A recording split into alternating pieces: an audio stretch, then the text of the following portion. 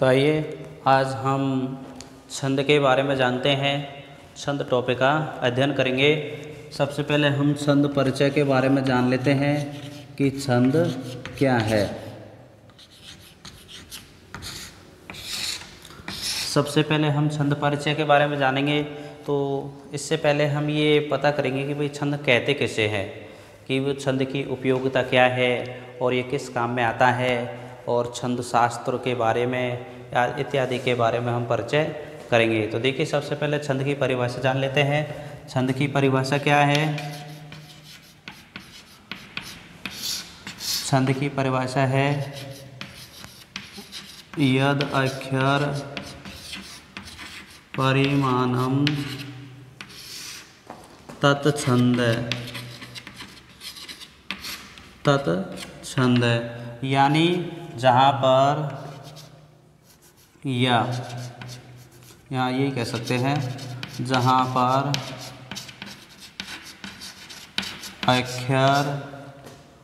अक्षर को अपन वर्ण भी कहते हैं, अक्षर मात्रा यानी परिमाण का मतलब मात्रा, और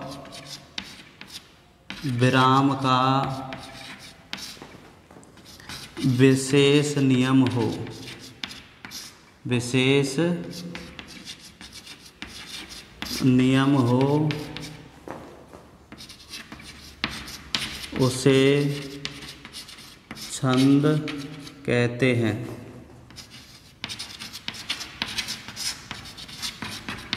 उसे छंद कहते हैं।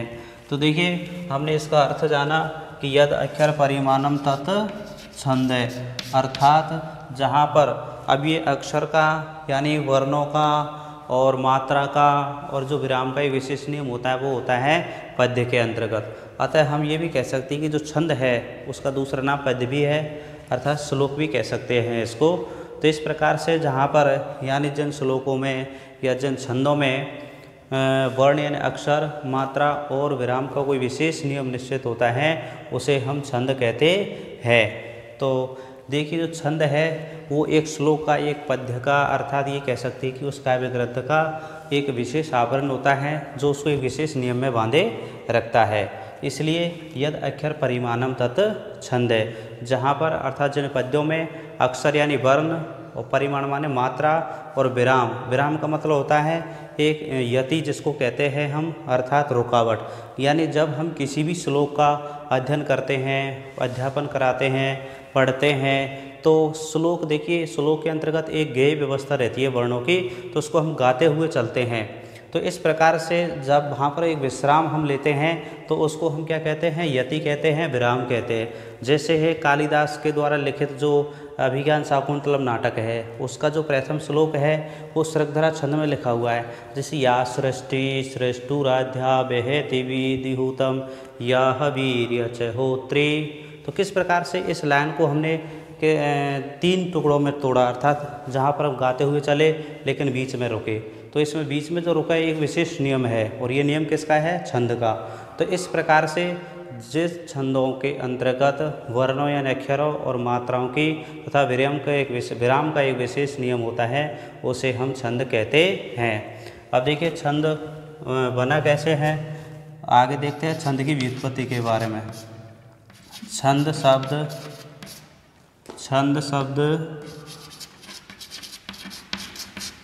छंदस से बना है। किससे बना है? छंदस से, जिसके मुख्य रूप से कितने 2 अर्थ होते हैं। एक तो होता है आच्छादन। क्या होता है? आच्छादन। और दूसरा क्या होता है? आह्लादन। दूसरा अर्थ क्या होता है? आह्लादन। यानी जो छंद शब्द है वो छंदस से बना है, और छंदस शब्द के 2 अर्थ लिए जाते हैं।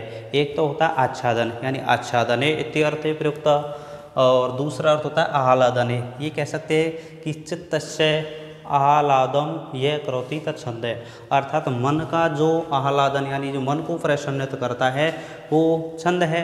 या इसकी परिभाषा ये भी कह सकते हैं कि चित्ता यानी चित्त आह्लादकत्वम छंद है, यानी मन को प्रसन्न करने वाला छंद होता है। यानी ये कह सकते हैं कि जब हम किसी पद्य को पढ़ते हैं तो उसमें एक लय होता है, एक गेय व्यवस्था रहती है, वर्णों का उसमें एक विशेष नियम होता है, इस कारण से वो मन को आनंदित करता है। तो इसलिए जो छंद शब्द है वो छंदस से बना है, जिसके दो अर्थ होते हैं, एक तो आच्छादन और दूसरा अर्थ होता है आह्लादन। आच्छादन को हम समझेंगे तो देखिए, छंदांसी छादनाद, छंदांसी छादनाद, यानी ये जो छंद है ये इसको यास के द्वारा बताया गया है कि इसका जो व्युत्पत्ति पर करता है कि उन्होंने उसे छद धातु से उत्पन्न माना है, तो जिसका अर्थ उन्होंने आवरण बताया। तो ये जो आवरण होते हैं वो एक पद्य का एक विशेष नियम होता है, जैसे कि अपन पढ़ ही रहे हैं, अपन बताया भी कि ये जो छंद है श्लोकों अर्थात पद्यांश का एक विशेष आवरण होते हैं, उसमें विशेष नियम को बांधे रखते हैं आच्छादन। तो आच्छादन का मतलब होता है उसको आवृत करना, यानी उसको अपनी सीमा में बांधे रखना। तो जो छंद है वो श्लोक को अर्थात पद्य को या किसी भी मंत्र को एक नियम के अंतर्गत बांधे रखते हैं, इस प्रकार से उसको आच्छादन अर्थ में लिया जाता है। तो छंदांसी छादनाद, यानी इसके अनुसार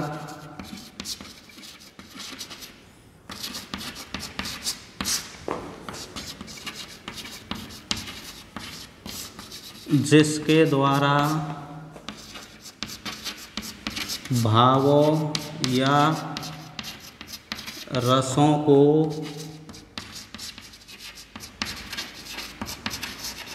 आच्छादित किया जाता है। यानी जो आच्छादन अर्थ में हम अगर लेंगे तो छंदांसी छादनात्, इसके अनुसार जिसके द्वारा भावों या रसों को आच्छादित किया जाता है उसे हम छंद कहते हैं। कहने का मतलब जब हम उस काव्य को या हम उस छंद को या श्लोक हम पढ़ते हैं तो उसके अंतर्गत जो छंद की गेय व्यवस्था होती है, जिसके द्वारा हम उसके भावों को जानते हैं या रस को आच्छादित करते हैं। कहने का मतलब पढ़ने में रस का मतलब एक आनंद होता है, तो यानी पाठकों को श्लोक या पद्य को पढ़ते समय एक आनंद की अनुभूति भी होती है इस प्रकार से, क्योंकि वो उसके नियम होते हैं, उसको आवरण में बांधे रखते हैं। आह्लादन, आह्लादन में देखते हैं तो आह्लादन के अंतर्गत ये बताया गया है कि छंद शब्द चंद धातु से भी निष्पन्न होता है, यानी चंद धातु से भी निष्पन्न होता है, जिसके द्वारा पाठकों का हृदय आनंदित होता है। यानी हमने ये इस प्रकार से छंद के उस स्वरूप के बारे में जाना कि जो छंद है वो छंद से मिलकर के बना है, जिसके दो अर्थ होते हैं, एक तो आच्छादन, छंदांसी छादनात् से इसके अनुसार जिसके द्वारा भावों या रसों को आच्छादित किया जाता है, और आह्लादन छंद शब्द चंद धातु से भी निष्पन्न होता है, जिसके द्वारा पाठकों का हृदय आनंदित होता है। तो इस प्रकार से हमने इस छंद अर्थ को जाना। अब ये भी हम जानते हैं कि छंद शब्द का जो अर्थ होता है वो ऐसा विद्वानों की मानता है कि छंद का क्या अर्थ होता है, छंद का मतलब होता है विचरण करना, यानी ये अपनी इच्छा से चलते हैं, यानी जिस प्रकार का श्लोक होता है उसमें उसी प्रकार का छंद होता है, तो इनकी छंद गति हो जाती है उसमें, तो जिसके अनुसार उसको हम पढ़ते हैं, गेय व्यवस्था के माध्यम से उसका उच्चारण करते हैं। इस प्रकार से ये जो छंद है इसको हमने जाना। दूसरी तरफ हम ये भी कह सकते हैं कि देखिए जो छंद शब्द है वो एक वेदों का आवरण है, क्योंकि हम छंद के प्रादुर्भाव के बारे में जानते हैं कि भाई ये सबसे पहले कहाँ से लिया गया, तो ये भी मानते हैं कि जो छंद शब्द है उसकी उत्पत्ति शिव के द्वारा की गई थी। अर्थात अब हम सूक्तों में भी हम देखते हैं तो जो पुरुष सूक्त है उसमें भी हमें यह मिलता है छंदांसी जग्रे, जो शब्द हमको मिलता है कि यानी जो पुरुष विराट पुरुष थे उनसे ही छंद की उत्पत्ति हुई है, इस प्रकार से विद्वान मानते हैं। अर्थात पुरुष सूक्त में भी हमको ये देखने को मिलता है।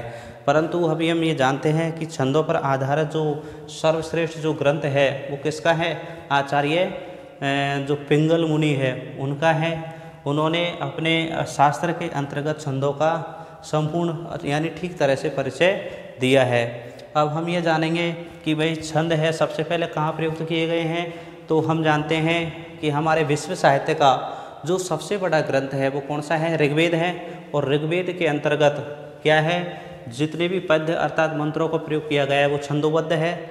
और छंदोबद्ध होने के कारण हमें ये पता चलता है कि छंदों की उत्पत्ति उस समय हो चुकी थी। इस कारण से छंदों की उत्पत्ति ऋग्वेद से भी मानी जाती है।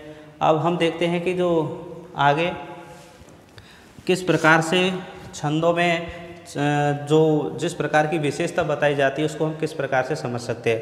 तो इसके लिए देखो एक पाणिनीय जो मुनि थे उनके द्वारा रचित एक ग्रंथ है जिसको शिक्षा कहते हैं। इसमें 60 श्लोक है और इसमें एक रूपक है जो बड़ा विचित्र है, जो हमें बताता है किस प्रकार से। तो उसमें ये दिया गया है, छंदे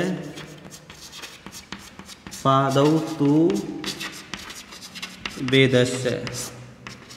इसको हम अगर देखते हैं तो छंद होते हैं वो पादौ माने चरण होते हैं, वेदस्य माने वेद के, यानी जो छंद होते हैं वो वेद के चरण कहलाते हैं। तो उस रूप को मैं पूरा पढ़ता हूँ आपके सामने।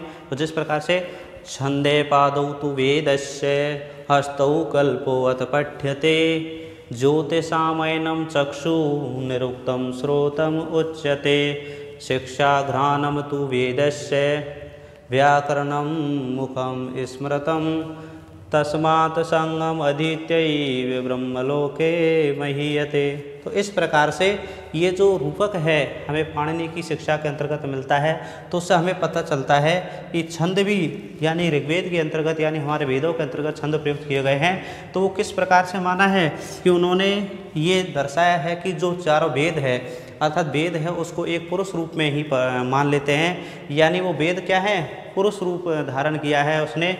और उसका कितने अंग होते हैं, 6 अंग होते हैं। तो विद्वानों ने यानी उस टाइम जो छंद को माना है वेद का पैर, तो उसमें ये कल्पना की गई है कि वेदों को एक पुरुष मान लिया गया है। यानी इस प्रकार से वेद रूपी पुरुष के 6 अंग होते हैं। और वेद रूपी पुरुष के 6 अंग कौन कौन से हुए, यानी शिक्षा, दूसरा व्याकरण, तीसरा निरुक्त, चौथा ज्योतिष, पांचवा कल्प, तो छठा निरुक्त। इस प्रकार से निरुक्त तो आ गया, शिक्षा, व्याकरण, छंद, ज्योतिष, कल्प, एक और घट रहा है अपन का छंदे पादौ तु वेदस्य, ये छंद ही घट रहा है तो छंद आ गया अपन का। तो इस प्रकार से निरुक्त।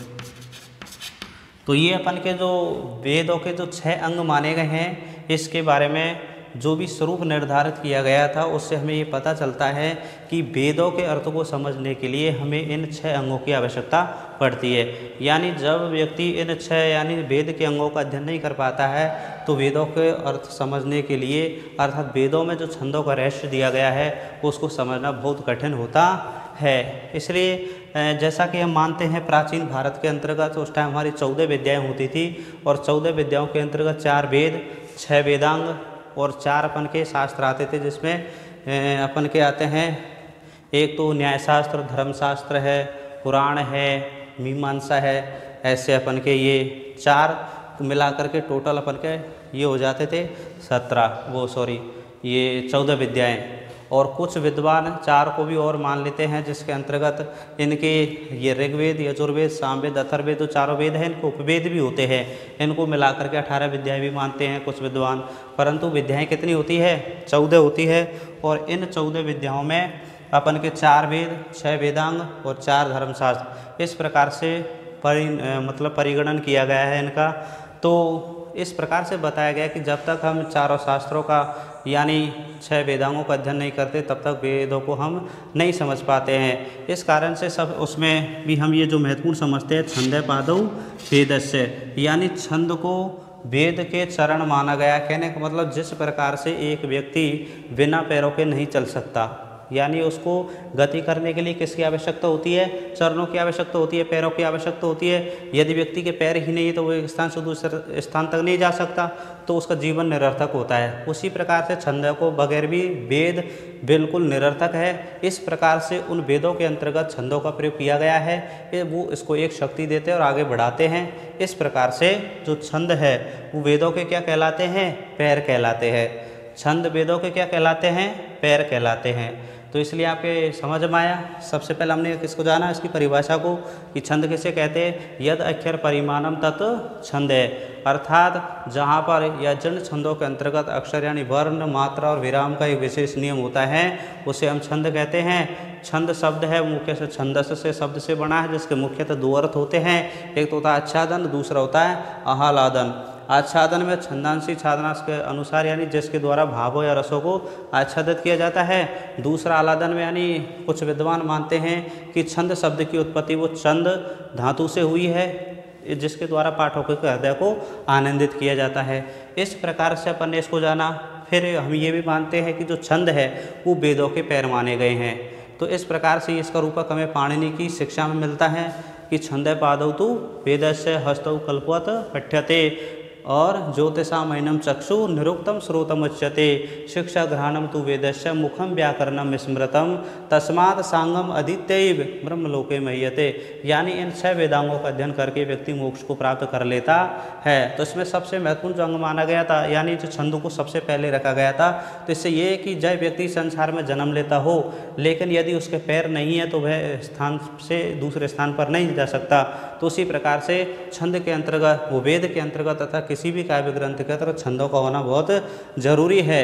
छंद को हम क्या पद्य भी कहते हैं, यानी श्लोक भी कहते हैं। तो ये जो छंदोबद्ध रचना होती है वो पद्य से युक्त होती है, श्लोकों से युक्त होती है। जैसे ऋग्वेद के अंतर्गत कई प्रकार के सूक्त है, प्रजापति सूक्त है, विष्णु सूक्त है, अग्नि सूक्त है, इंद्र सूक्त है, वरुण सूक्त है। ये सभी क्या है? छंदों में प्रयोग किए गए हैं। तो इस प्रकार से हमने इसको जाना। अब आगे जानते हैं, थोड़ा छंद शास्त्र के बारे में भी परिचय कर लेते हैं। किसके बारे में करेंगे? छंद शास्त्र के बारे में। यानी इन छंदों का जो विस्तृत वर्णन हमें कहाँ मिलता है? ये हमें मिलता है छंद शास्त्र में। और इस छंद शास्त्र का दूसरा नाम क्या है? छंद सूत्र भी है, क्योंकि ये सूत्र शैली में लिखा गया है। किस में लिखा गया है? सूत्र शैली के अंतर्गत। अब हम पढ़ते हैं छंद शास्त्र। अब छंद शास्त्र है, इसकी किसके द्वारा लिखा गया है? पिंगल मुनि, यानी आचार्य पिंगल के द्वारा। तो इस प्रकार से ये लेखक हुए। इन्होंने इसको किस में लिखा है? सूत्र में। इस कारण से सूत्र शैली में लिखा है, तो इसको क्या कहते हैं? छंद सूत्र भी कहते हैं। क्या कहते हैं हम इसको? छंद सूत्र भी कहते हैं। इसमें कितने अध्याय हैं? अध्याय कितने हैं इसमें? 8 अध्याय हैं। अब 8वें अध्याय में देखिए, पहले से लेकर के और 4 तक तो वैदिक छंदों को प्रयोग किया गया है, और 5 से लेकर के 8 तक कितने लौकिक छंदों को प्रयोग किया गया है। लौकिक छंदों को प्रयोग किया गया है। इस प्रकार से ये जो हमारा छंदों के बारे में जो विस्तृत वर्णन मिलता है हमें आचार्य पिंगल के द्वारा रचित छंद शास्त्र में, अर्थात छंद सूत्र में देखने को मिलता है। कई विद्वानों की मान्यता है कि ये जो पिंगल मुनि हैं ये आचार्य यानी महर्षि पाणिनि के छोटे भाई भी माने जाते हैं। इस प्रकार से हमने इसके बारे में जाना। धीरे धीरे जैसे ही कालांतर के अंतर्गत, अर्थात जैसे जैसे समय आगे बढ़ता गया, अनेक विद्वान आए और उन्होंने इस पर कई प्रकार की टीकाएँ लिखी। जैसे समय के अनुसार कालिदास ने भी इस पर टीका लिखी। उसके बाद श्रुतबुद्ध लिखा गया, श्रुतबुद्ध के द्वारा खेमेंद्र हैं। उसके बाद धीरे धीरे 15वीं शताब्दी के अंतर्गत केदार भट्ट जी आए, जिन्होंने वृत्त रत्नाकर नाम का एक छंद ग्रंथ लिखा था, जो अति प्रसिद्ध हुआ, बहुत लोकप्रिय हुआ और वर्तमान में इसका ज़्यादा अध्यापन हो रहा है। तो इस प्रकार से जो उन्होंने वृत्त रत्नाकर जो लिखा था, वृत्त रत्नाकर, ये वृत्त रत्नाकर में यानी वही 8 अध्याय हैं। 8 अध्याय हैं, यानी पहले अध्याय से लेकर के चौथे अध्याय के 7वें सूत्र तक तो वैदिक छंदों का प्रयोग किया गया है और बाद में अध्याय 8 तक लौकिक छंदों का प्रयोग किया गया है। इस प्रकार से हमें छंद का जो विस्तृत वर्णन है छंद शास्त्र में देखने को मिलता है। अब देखिए, अब आगे हम अध्ययन करते हैं छंद के प्रकार, कि छंद कितने प्रकार के होते हैं। तो देखिए, सबसे पहले हम जानते हैं कि जो छंद है यानी छंद के भेद। छंद के भेद यानी छंद कितने प्रकार के होते हैं? 2 प्रकार के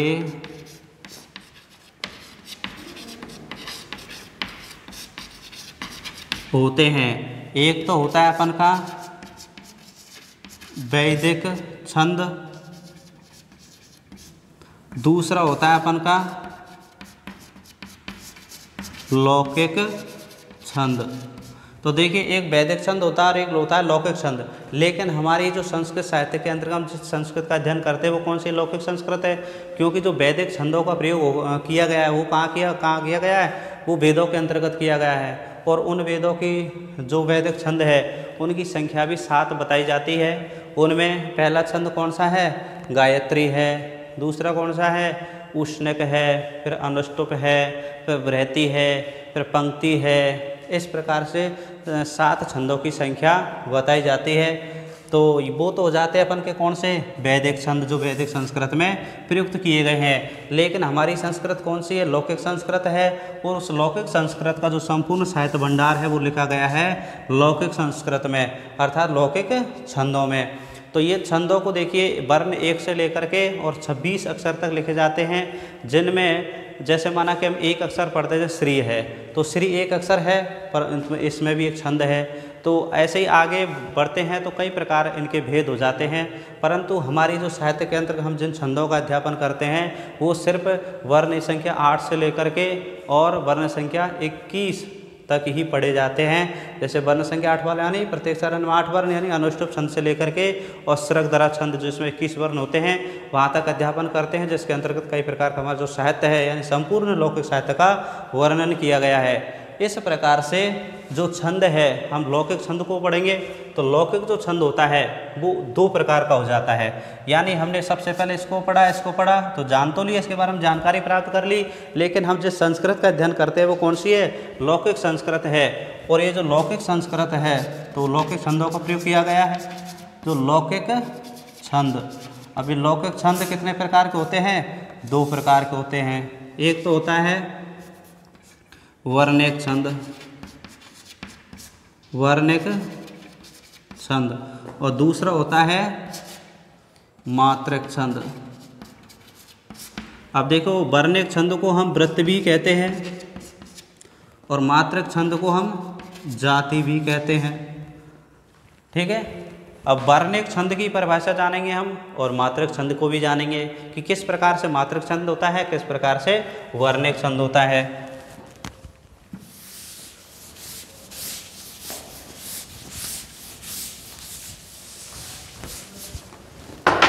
तो देखिए, पहला छंद कौन सा है अपन का? वर्णिक छंद। वर्णिक छंद का मतलब होता है जिन छंदों में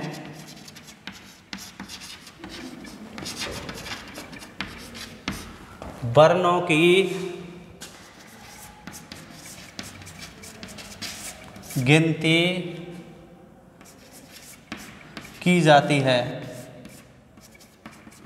और लघु, गुरु वर्ण का स्थान निश्चित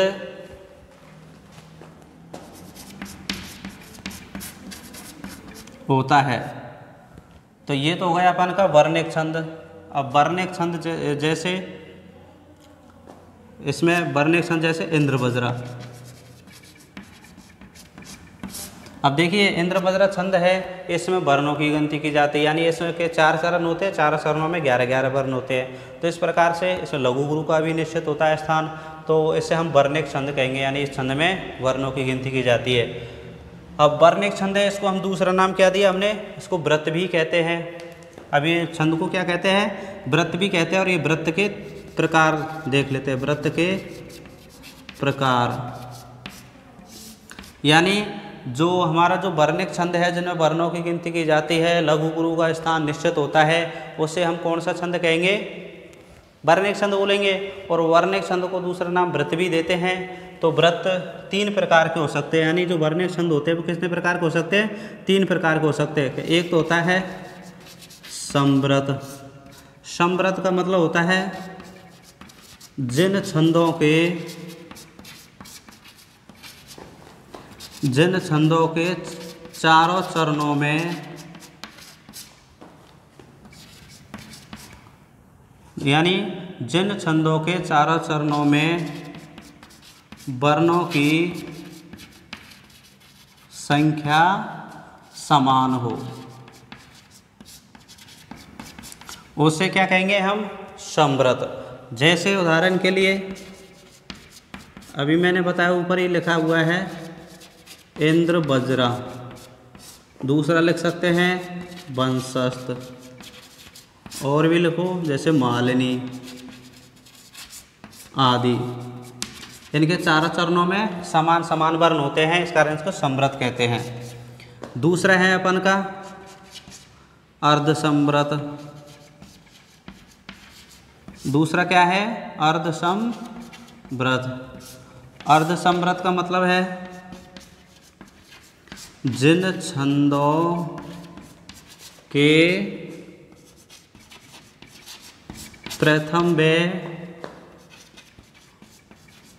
तृतीय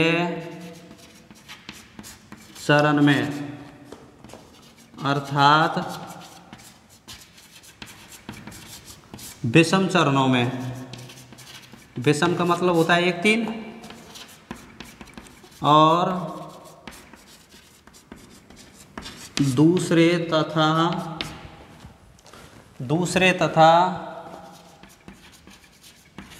चौथे चरण में, अर्थात समचरणों में, अर्थात समचरणों में समान वर्ण होते हैं, समान वर्ण होते हैं। यानी जो अर्धसंव्रत छंद होता है, यानी उसके पहले और तीसरे में बराबर वर्ण होते हैं, और दूसरे और चौथे में बराबर वर्ण होते हैं। जैसे वियोगिनी,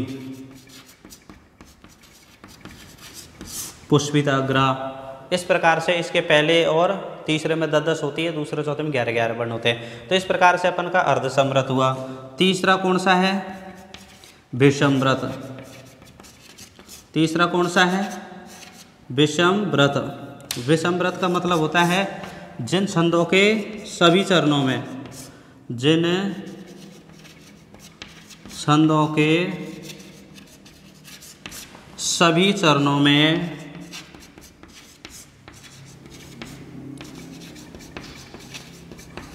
असमान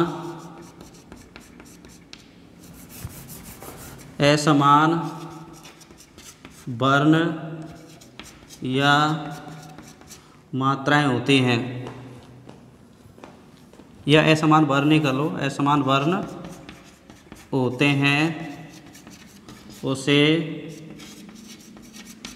विषमव्रत कहते हैं। जैसे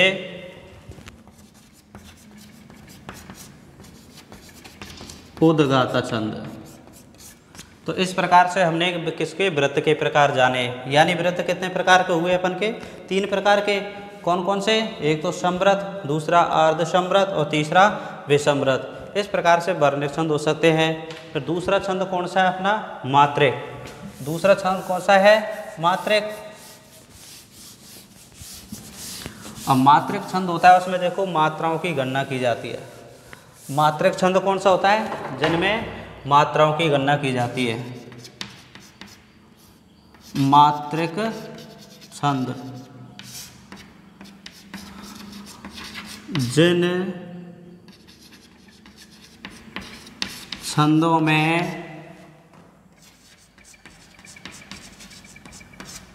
मात्राओं की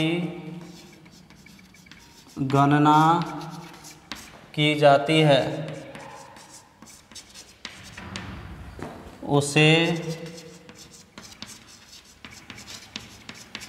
मात्रिक छंद कहते हैं। मात्रिक छंद कहते हैं, जैसे आर्या छंद, जैसे आर्या छंद, इसको जाति भी कहते हैं। तो आर्या छंद के देखिए पहले और तीसरे में कौन कौन सी मात्राएं होती है? 12 बार होती है, दूसरे में 18 होती है, तीसरे में 15 होती है। तो ये मात्रिक छंद हुआ। इस प्रकार से हमने छंद की परिभाषा, छंद की व्युत्पत्ति से संबंधित उसके अर्थ, छंद शास्त्र के परिचय के बारे में, छंद के कितने भेद होते हैं इसके बारे में हमने जान लिया। अब हम आगे किसके बारे में जानेंगे कि किस श्लोक में, किस पद्य में किस प्रकार का छंद होता है, उसको कैसे निर्णय करते हैं, यानी किस प्रकार के गण व्यवस्था होती है, गण सूत्र कौन सा होता है, उसको हम जानेंगे। तो ये पहला भाग है, इसका आप अध्ययन करें। उसके अगले भाग में हम आपको जो छंदों का गण सूत्र होता है, छंदों की गिनती होती है, किस प्रकार से हम छंदों का मतलब निर्णय करते हैं कि किस श्लोक में किस प्रकार का छंद है, ये बताएंगे। तो यदि आपके ये छंदों का परिचय आपके समझ में आया हो तो आप इसको लाइक और शेयर करें और चैनल को सब्सक्राइब करना ना भूलें, क्योंकि चैनल को आप सब्सक्राइब करेंगे तो आपको आने वाला जो वीडियो है अगले वाला वो आपको तुरंत मिल जाएगा। ठीक है, थैंक यू, धन्यवाद।